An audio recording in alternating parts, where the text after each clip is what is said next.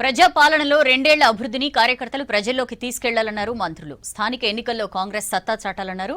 ఉనికి కోసమే దీక్షా దివస్ పేరుతో సెంటిమెంట్ రాజేసేందుకు బీఆర్ఎస్ ప్రయత్నిస్తోందని విమర్శించారు.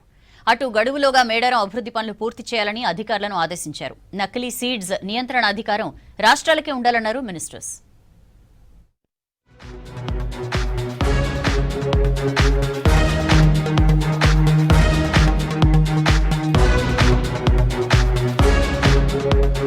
నకిలీ సీడ్స్ పై నియంత్రణ అధికారం రాష్ట్ర ప్రభుత్వానికి ఉండాలన్నారు మంత్రి తుమ్మల నాగేశ్వరరావు. ప్రొఫెసర్ జయశంకర్ తెలంగాణ వ్యవసాయ వర్సిటీలో సెంట్రల్ డ్రాఫ్ట్ సీడ్స్ బిల్లు రాష్ట్ర స్థాయి సమావేశానికి మంత్రి తుమ్మల అటెండ్ అయ్యారు. పంట నష్టంపై సీడ్స్ బిల్లులో స్పష్టత లేదన్నారు. బిల్లులో అభ్యంతరాలను కేంద్రానికి నివేదించాలని అధికారులకు సూచించారు. విత్తన సీడ్ బిల్లుపై జిల్లాల వారీగా అభిప్రాయ సేకరణ చేయాలన్నారు మంత్రి తుమ్మల. రాష్ట్ర ప్రభుత్వం అధికారాన్ని కేంద్ర ప్రభుత్వం తీసుకోవాల్సిన అవసరం ఏంటి, దాని మీద మీరందరూ ఆలోచన చేయండి. ఒకవేళ తీసుకుంటే రాజ్యాంగబద్ధంగా మనమేం అడగాలి, మనకేం కావాలి, మన రైతులకి ఏ రకమైనటువంటి రక్షణ ఉండాలి. స్థానిక సంస్థల ఎన్నికల్లో కాంగ్రెస్ జెండా ఎగరాలని కార్యకర్తలకు సూచించారు మంత్రి వివేక్ వెంకటస్వామి. ప్రతి కార్యకర్త కాంగ్రెస్ అభ్యర్థుల గెలుపు కోసం కృషి చేయాలని పిలుపునిచ్చారు. అన్ని స్థానాలను కైవసం చేసుకుని సత్తా చాటాలన్నారు. ఈ రెండేళ్లలో కాంగ్రెస్ చేసిన అభివృద్ధిని ప్రజలకు తెలియజేయాలన్నారు. మంచిర్యాల జిల్లా కోటపల్లి మండల కార్యకర్తల సమావేశం నిర్వహించారు మంత్రి వివేక్.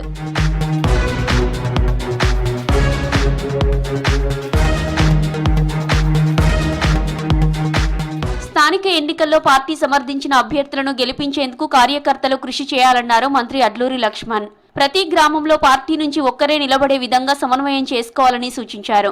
కాంగ్రెస్ ను గెలిపించుకుంటే నేతలకు సముచిత స్థానం దక్కుతుందన్నారు. జగిత్యాల జిల్లా కోరుట్లలో పర్యటించిన మంత్రి డీసీసీ సన్మాన కార్యక్రమంలో పాల్గొన్నారు.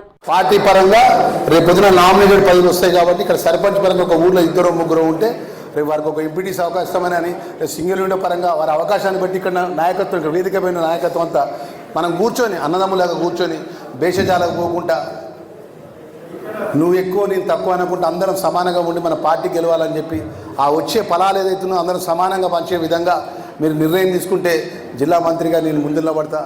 ములుగు జిల్లాలోని మేడారం మహాజాతర అభివృద్ధి పనులను పరిశీలించారు మంత్రులు పొంగులేటి శ్రీనివాసరెడ్డి, కొండా సురేఖ, సీతక్క. గుడి ప్రాంగణంలో పగిడిద్దరాజు, గోవిందరాజుల గద్దెల పనులను పర్యవేక్షించారు. జంపన్న వాగు స్తూపం నుంచి బస్టాండ్ వరకు రోడ్ల విస్తరణ పనులను పరిశీలించారు. గడువులోగా పనులను పూర్తి చేసేలా చర్యలు చేపట్టాలని అధికారులను ఆదేశించారు. జంపన్న వాగు అభివృద్ధి, సుందరీకరణ ప్రతిపాదనలు సిద్ధం చేసినట్లు చెప్పారు. మహాజాతరకు వచ్చే భక్తులకు అసౌకర్యాలు కలగకుండా ముందస్తు చర్యలు చేపట్టాలన్నారు మంత్రులు పొంగులేటి శ్రీనివాసరెడ్డి, కొండా సురేఖ, సీతక్క.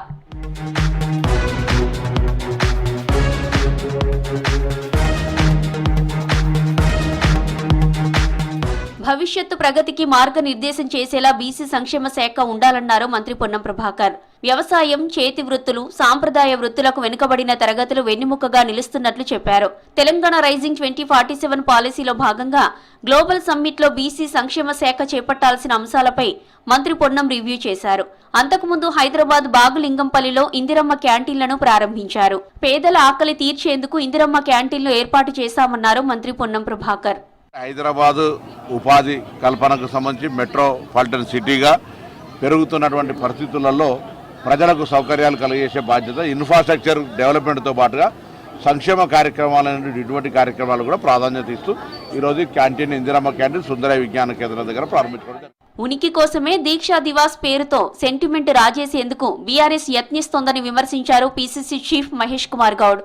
కేసీఆర్ చేసిన దీక్ష అంతా నాటకమన్నారు. విటమిన్స్, ఫ్లూయిడ్స్ తీసుకొని దొంగ దీక్ష చేశారన్నారు. ఉద్యమంలో కేసీఆర్ది పాత్ర మాత్రమే ఉందని, తెలంగాణ ఏర్పాటుకు కారణం యువత బలిదానాలు అని చెప్పారు. దీక్ష నిజమైన దీక్ష కాదు, రకరకాల ఫ్లూయిడ్స్ తీసుకొని ఆ కాస్త 8 రోజులు ఫ్లూయిడ్స్ మీద దీక్ష చేస్తారు. ఇక అన్నీ కూడా డాక్టర్స్ ఇచ్చినటువంటి రిపోర్ట్స్, ఏమేమి ఫ్లూయిడ్స్ వాడారు, ఏ రకమైన విటమిన్స్ వాడారు, చచ్చిపోయింది ఎవరు?